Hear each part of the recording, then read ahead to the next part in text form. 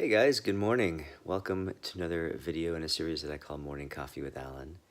And today in this video, I'm coming at you on a Sunday morning, just having my coffee this morning, and just got done doing a little sort of meditation.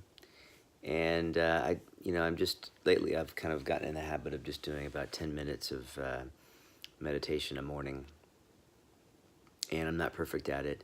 And that's one thing that really the first point I want to make. I think the world is not in short supply of morning rituals and daily routines and things that if you just do these 28 things every morning, you're going to have a perfect life. I don't necessarily fall for that.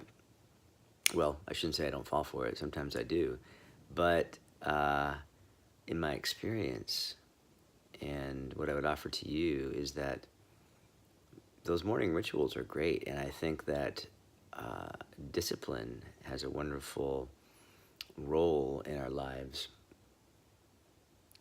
But if we use those things to beat ourselves up, in other words, if I say, okay, this is it, I'm going to meditate for an hour every morning, no matter what, and then one morning I get up and the coffee maker is spilled over, the toast is burning, my alarm doesn't go off. Well, it just doesn't make sense, in that moment for me to stop everything and meditate for an hour. And so I just got to take care of stuff. I got to handle life. Now, if I use the fact that I wasn't able to meditate as a way to beat myself up and, say, oh, I didn't meditate today. Now what's the use? I'm just a loser. I can't get this right. Life is against me. Well, then that's really the opposite of what you were wanting to meditate for in the first place. Does that make sense? In other words, it's often interesting. Life will give you a circumstance, it seems, to let you know that it's not the meditation, what you're looking for. It's not the practice of meditation. It's not the doing of anything. It's really an internal game. And that's what I appreciate about just, 10 minutes of meditating in the morning is I do it with the intention of really beginning to observe all the noise in my head. And there's noise. I wake up in the morning, and if I'm, if I'm not aware of it, I kind of go on autopilot. I've got a lot of things on my mind. I've got to-do lists and things I want to do and people I need to contact and, business things and everything else. And so that stuff can swirl around in there. And when I sit and meditate, what I'm really looking for is what are the things that, that are causing some pain. And as I sit and I meditate, I really just try to observe those things. Now, here's the deal. Most of us don't recognize that those thoughts are just thoughts. We believe that that what we're thinking about is real. We believe that what we're thinking about is, okay, this is the stuff I got to do, and oh yeah, as I think about this, it doesn't make me feel good, which means this is not something that I'd like to do, and da-da-da-da-da. And so we put a lot of weight onto the content and the feelings that are being generated by by those thoughts.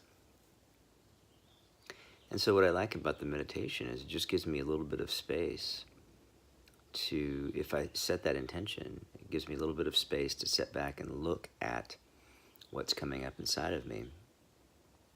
And as I'm able to do that, sometimes I'll just sit and do a little tapping. And I tap not from a place of, gotta get rid of this, oh, this is bad. I tap from a very aware, as much as I can be, an aware place. And I'm tapping with the intention of lovingly releasing whatever is coming up inside of me.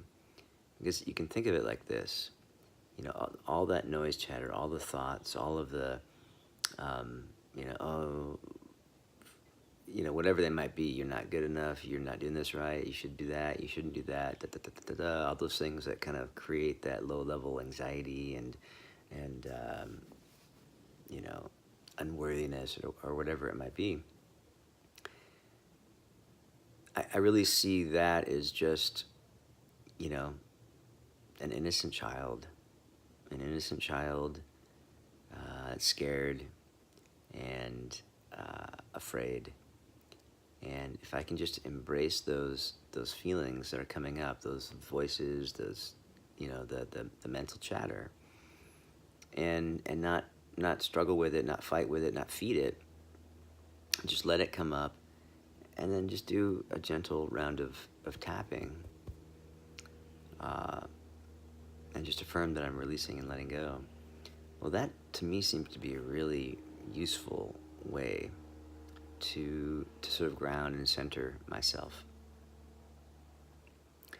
And again, this isn't something where you must do this if you want to have a good day or a good life or a good anything. No, it's just something that you can experiment with. I offer it hopefully to help you deepen your understanding and your awareness of what you're really experiencing from moment to moment. What we're all experiencing is our own thoughts. Is what we're all experiencing really is thought with a capital T, and feelings that are a reflection of whatever thought we're focused on with our conscious awareness.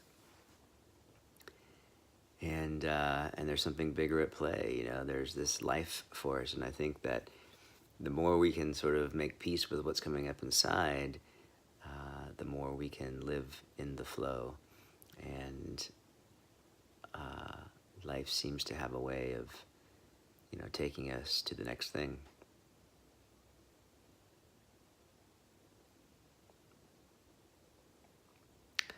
So I don't know. What do you think? I'd love to hear your comments and any questions.